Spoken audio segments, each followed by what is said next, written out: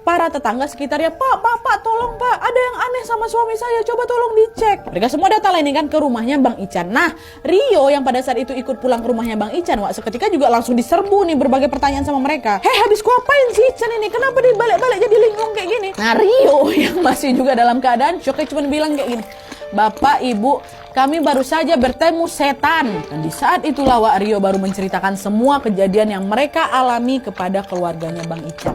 Tapi di situ Rio nggak nyeritain kejadian horor waktu si ibu makan ubun-ubun anak itu, enggak. Karena kan memang Rio nggak nengok kan orang Rio lagi tertidur nggak nyaman itu. Yang nengok cuma Bang Ican aja. Jadi yang Rio ceritakan ya hanyalah gangguan-gangguan kecil di sepanjang jalan itu. Sampai ke keanehan si ibu yang membawa jasad anak itu ke sebuah batu besar, ya kan? Dah singkat cerita, setelah beberapa hari berlalu, Wak, kondisi Bang Ican ini belum juga pulih. Wajahnya masih tampak pucat dan seringkali terlihat melamun. Parahnya lagi, Wak, Bang Ican ini sama sekali nggak bisa berbicara sepatah kata apapun. Keluarga khawatir lah kan, akhirnya memintalah itu bantuan kepada seorang dukun kenalan mereka.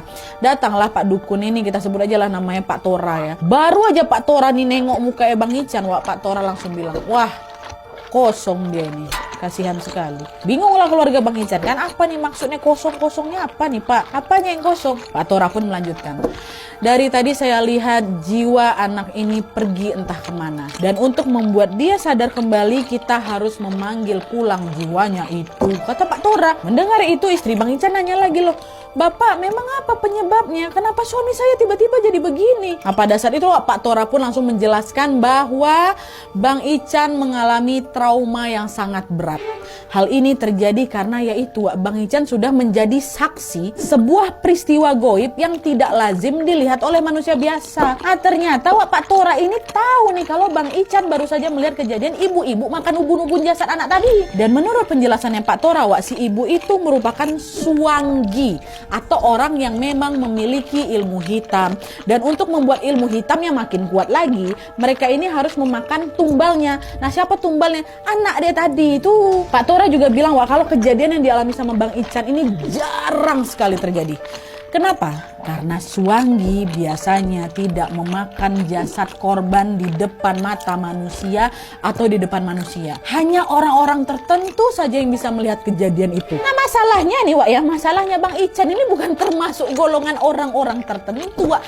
Bang Ican ini cuma laki-laki biasa aja yang bahkan sama sekali nggak ada peka sama sekali, Wak, nggak bisa ngeliat makhluk gaib, nggak indigo. Pak, lu macam awak ini yang tumpul-tumpul kayak gini, kayak gitu dia. Dan selain itu juga, Wak, biasanya para Suanggi ini memakan korbannya di tempat-tempat tersembunyi yang memang jauh dari jangkauan manusia. Jadi bisa dibilang apa yang dialami sama Bang Ican ini ya betul-betul kejadian langka, Wak. Makanya sampai kayak gitu kali trauma, dia shock. Nah, mendengarkan penjelasan itu, seluruh keluarganya Bang Ican pun langsung menangis histeris itu, Wak. Takut nggak bisa balik lagi Bang Ican ini. Mereka betul-betul khawatir sama keadaan Bang Ican kan, Wak.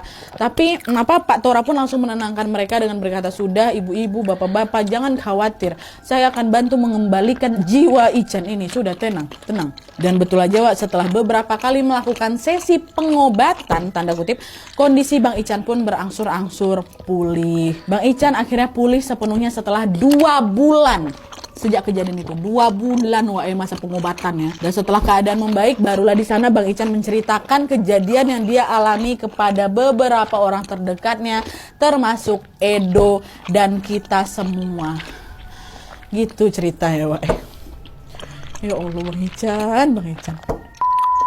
Oke, Wak, jadi itu tadi kisah tentang pengalaman horor yang dialami sama Bang Ican yang secara tidak sengaja niat baik tuh mau ngantarin jenazah malah menyaksikan seorang ibu yang memakan jasad anaknya sendiri. Meskipun demikian, Wak, tidak diketahui secara pasti nih penyebab si anak laki-laki itu meninggal gara apa, entah gara memang sakit atau karena ditumbalkan sama si ibu ini. Tapi yang pasti kejadian si ibu memakan ubun-ubun jasad anaknya itu betul-betul disaksikan sama Bang Ican dengan mata kepalanya sendiri sampai-sampai membuat Bang Ican trauma berat selama 2 bulan ya kan. Dan untungnya saat ini kondisi Bang Ican sudah baik-baik saja sehingga bisa membagikan kisah ini kepada kita semua.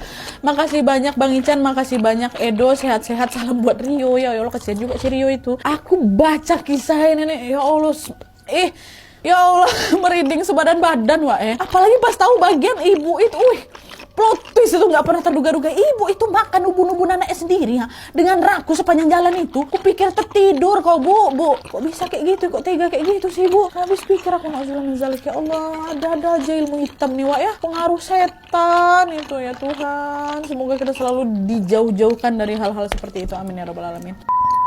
Oke Wak, buat kalian juga nih yang mau berbagi pengalaman horor seperti Bang Ican, Bang Edo, Bang Rio, dan lain-lain, boleh langsung kirimin aja kisah kalian ke email di bawah ini, email kisah horor wawa@gmail.com dengan subjek judul kisahnya, sertakan juga nomor WhatsApp sama Instagram kalian supaya nanti kalian gampang aku hubungin ketika kisah kalian di-up di video selanjutnya. Ceritakan sebaik mungkin, seapa adanya aja Wak.